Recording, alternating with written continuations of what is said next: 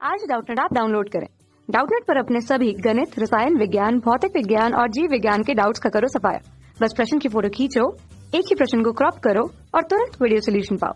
अभी डाउनलोड करें। Hello friend, इस प्रश्न में हमें दिया गया है कि एक छड़ चुंबक को कॉटन के पतले धागे से एक समान चुंबकीय क्षेत्र में लटकाया गया है और यह जो है साम्य अवस्था में अर्थात स्थिर अवस्था में इसे जो है 60 डिग्री के कोण में घुमाने के लिए आवश्यक ऊर्जा हमें जो है दिए गया है W है। तो इस नई स्थिति में रखने के लिए आवश्यक बल लागू होने का मान क्या होगा, यह हमें पूछा गया, जिसके लिए हमें इस प्रकार से 4 विकल्प दिए गए। तो सही विकल्प को यहाँ पे हमें चुनना है। ठीक है, तो इस प्रकार से तो मान लीजिए हम जो है इस प्रकार से एक समान चुंबकीय क्षेत्र लेते हैं। ठीक है, इस प्रकार से प्रदर्शित करते हैं समांतर रेखा के रूप में। एक समान चुंबकीय क्षेत्र क्या होता है, जिसके प्रत्येक बिंदु पर चुंबकीय क्षेत्र की तीव्रता में एक समान प्राप्त होती है। अब इसमें किसी जो है छड़ चुंबक को इस प्रकार से रखते हैं।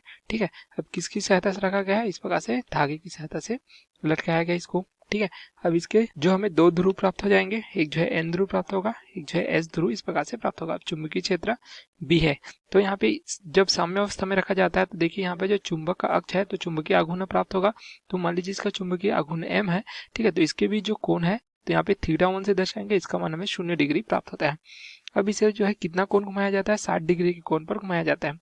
तो अब जो है हम चुंबक को इस प्रकार से 60 डिग्री के कोण पर रखते हैं। ठीक है, तो यहाँ पे θ2 से दर्शाएंगे तो θ2 का मान हमें क्या प्राप्त हुआ, 60 डिग्री प्राप्त हुआ इस प्रकार से। ठीक है, अब इसके एक ध्रुव N तथा एक दूसरा ध्रुव S प्राप्त हो जाएगा। चुंबकीय आघूर्ण का मान हमें वही प्राप्त होगा। तो इस स्थिति में जिस पर बल आघूर्ण है इसका मान हमें क्या प्राप्त हो जाता है, जो बल आघूर्ण है टाउ से दर्शाता है, ये हमें प्राप्त हो जाता है इस प्रकार से M गुणित B साइन थीटा के रूप में। तो थीटा कौन सा हो जाएगा, ये जो है θ2 के रूप में हो जाएगा क्योंकि 60 डिग्री के कोण पर रखा गया है।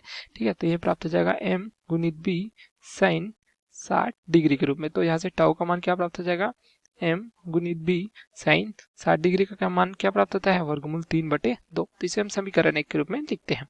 ठीक है, अब यहाँ पे जो कार्य दिए गए हैं, ठीक है, जो आवश्यक ऊर्जा है इसे जो है W से प्रदर्शित किया जाता है।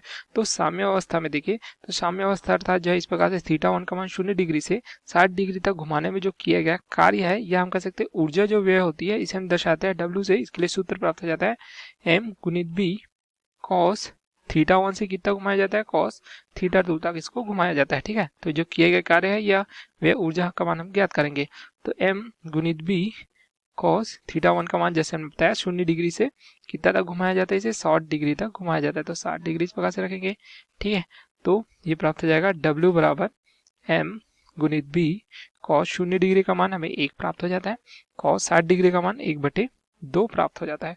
तो यहाँ से हमें क्या प्राप्त हो जाएगा, जो व्यय ऊर्जा है W, ये प्राप्त हो जाएगा MB/2 के रूप में। ठीक है, इस प्रकार से प्राप्त हो जाता है। अब यहाँ पे हमें जो बल आघूर्ण का मान जो है W के रूप में प्राप्त करना है, तो हम जो है कुछ इस प्रकार से कर सकते हैं इसको, टाउ बटे अगर हम जो है W करेंगे तो टाउ का मान क्या है जो प्राप्त किया, देख सकते हैं हमने समीकरण 1 से, इसे समीकरण 2 के रूप में लिखते हैं। ठीक है, तो ये प्राप्त हो जाएगा M गुणित B वर्गमूल 3/2 बटे क्या प्राप्त हो जाएगा, M गुणित B बटे क्या हो जाएगा 2। तो M गुणित B यहाँ से कट जाएगा, 2 भी कट जाएंगे, तो टाउ बटे W हमें क्या प्राप्त हो जाएगा, वर्गमूल 3 के रूप में प्राप्त हो जाएगा। तो यहाँ से टाउ का मान क्या प्राप्त हो जाएगा, वर्गमूल 3 W के रूप में। तो इस प्रकार जो बल आघूर्ण का मान हमें पूछा गया था इस प्रकार से प्राप्त हो जाता है। तो अब देखते हैं हमारा कौन सा विकल्प इस प्रकार से प्राप्त होता है बल आघूर्ण के लिए, अर्थात टाउ का मान जो है हमें W के रूप में किस प्रकार से इस प्रकार से प्राप्त होगा।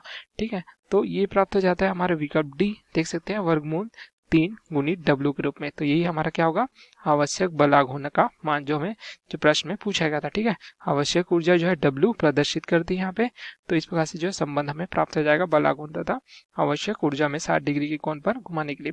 ठीक है, तो ये हमारा उत्तर होगा, विकल्प D हमारा सही उत्तर होगा। Okay, thank you.